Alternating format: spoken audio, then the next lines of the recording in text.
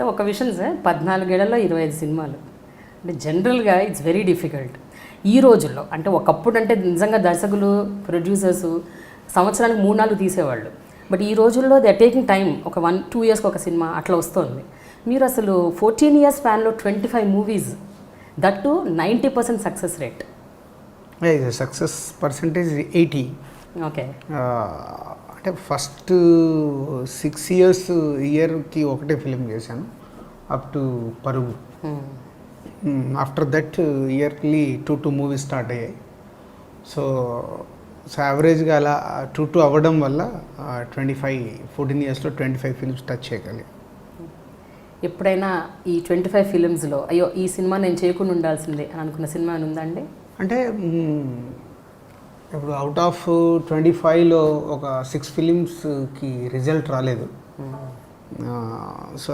So many reasons. అంటే result రాలేదు కదా అని నేను ఎప్పుడు ఒకటే చెప్తాను, ఒక సినిమా సక్సెస్లో అందరం ఎలా అయితే కీ రోల్ పోషిస్తాము, ఫెయిల్యూర్లో కూడా అందరిదే. ఇప్పుడు ఒక డైరెక్టర్ నాకు కథ చెప్తేనే నేను సినిమా తీశాను, సో అది నాకు నచ్చితేనే నేను సినిమా తీశాను. సో ఇస్ ఎ ఫెయిల్యూర్లో నా రోల్ ఎక్కువ తీసుకుంటాను, సక్సెస్ కంటే ఫెయిల్యూర్లో ఎక్కువ నా రోల్ ఉంటుంది. ఓకే. బికాజ్ ఆఫ్ నా జడ్జిమెంటే కదా అది.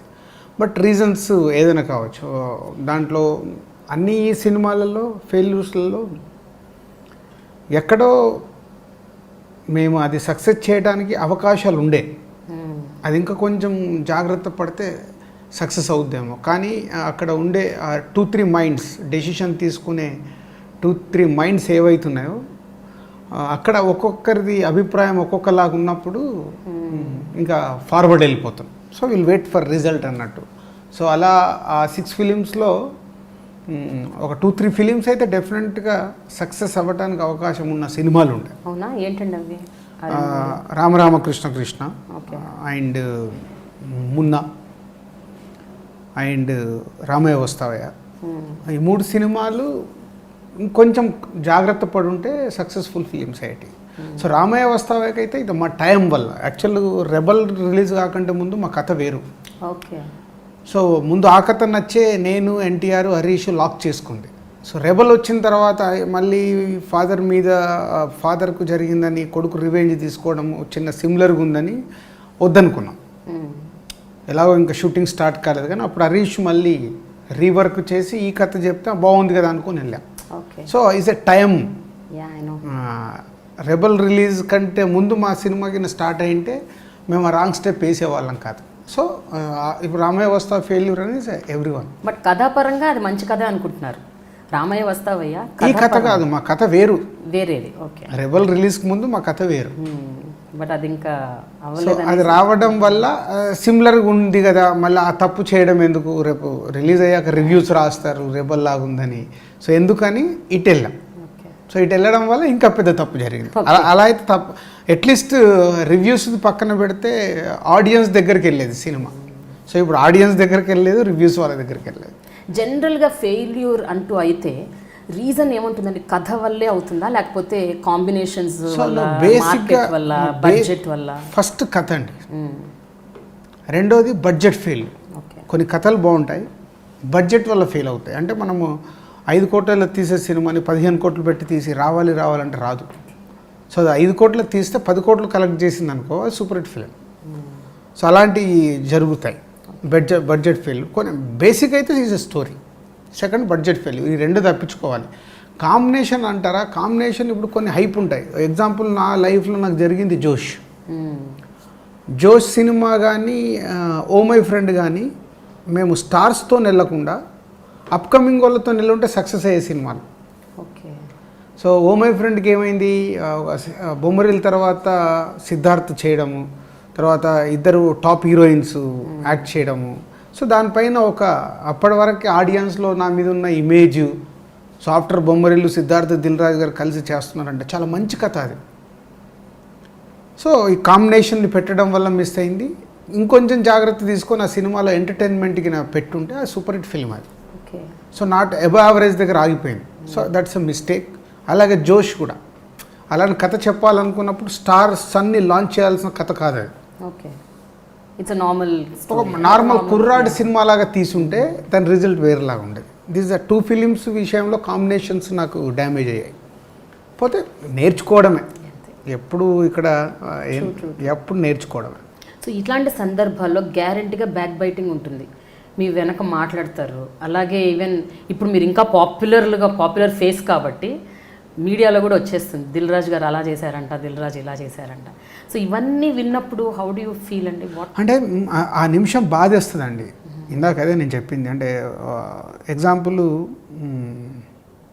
రుద్రమాదేవి, ఈ మధ్య నాకు బాగా బాధేసిన సంఘటన రుద్రమాదేవి. అంటే ఇక్కడ ఎలా ఉంటుందంటే నా పాయింట్ ఆఫ్ వ్యూలో నేను రైట్, ఆయన పాయింట్ ఆఫ్ వ్యూలో ఆయన రైట్.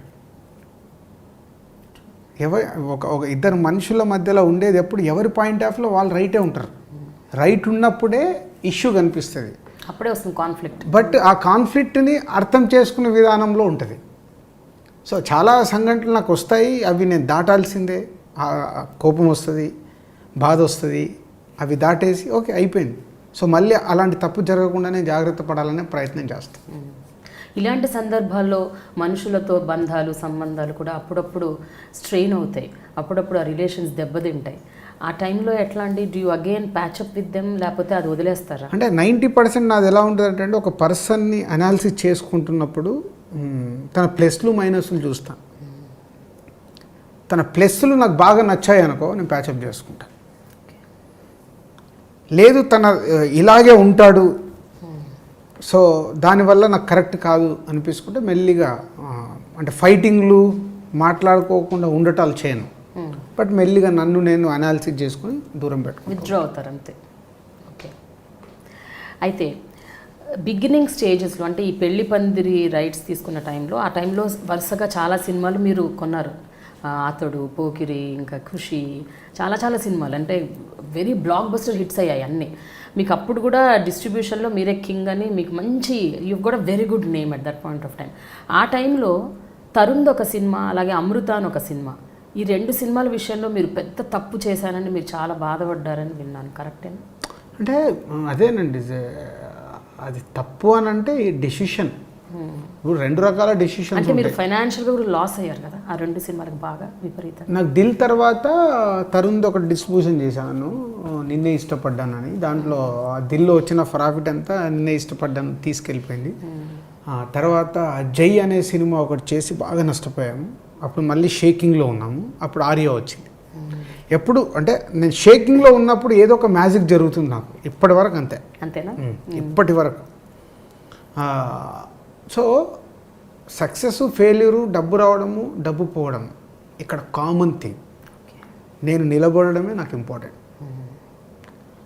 డబ్బును లవ్ చేయడం మొదలు పెడితే దాని వెనకాలనే వెళ్తాం. సక్సెస్ పర్సంటేజ్ అనేది మారిపోతూ ఉంటుంది. సక్సెస్ పర్సంటేజ్ చూసుకుంటూ దాని వెనకాల వెళ్ళకుండా సక్సెస్తో పాటు వచ్చే డబ్బు కావాలి నాకు. ఫెయిల్యూర్ ద్వారా వచ్చే డబ్బుని నేను ఎంజాయ్ చేయను. మూవీ సక్సెస్ అయ్యి దాని ద్వారా వచ్చే డబ్బు కావాలి. కానీ ఈ కాన్స్టెంట్ టెన్షన్ అనేది ఉంటుంది చూడండి, అంటే ఈ సినిమాకి డబ్బు వస్తుందా రాదా, ఈ సినిమా ఆడుతుందా ఆడదా, ఇది నేను నమ్మాను కానీ ఎందుకు ఫెయిల్ అయింది అని ఒక ఈ కైండ్ ఆఫ్ సందిగ్ధం ఉంటూ ఉంటుంది ఎప్పటికప్పుడు. దాన్ని మీరు how do you handle that kind of situations అండి? అంటే ఇప్పుడు నేను ఒక సినిమా తీసేటప్పుడు ఆ సినిమా ఆ బడ్జెట్ ప్రకారం నేను తీసుకున్న స్టోరీ నాకు ఎడిటింగ్ రూమ్లో 90% తెలిసిపోతుంది. ఓకే. అక్కడే నేను డిసైడ్ అవుతాను 90%. అంటే నాకు ఎడిటింగ్ రూమ్లో నేను డౌట్ పడుతున్నాను అన్నట్టు ఇక స్టార్ట్ అయినట్టు. ఓకే. ఆ కాన్ఫిడెన్స్ తెలిసిపోద్ది. పాస్ అవుతే చాలు అని ఇలాంటి థాట్ వస్తున్నాయంటే వీఆర్ ఇన్ డౌట్. బట్ కాన్ఫిడెంట్గా ఈ సినిమా ఆడుతుందంటే ఆ సినిమాలు ఆడాయి. ఓకే. డౌట్ పడుతుంటే డౌట్.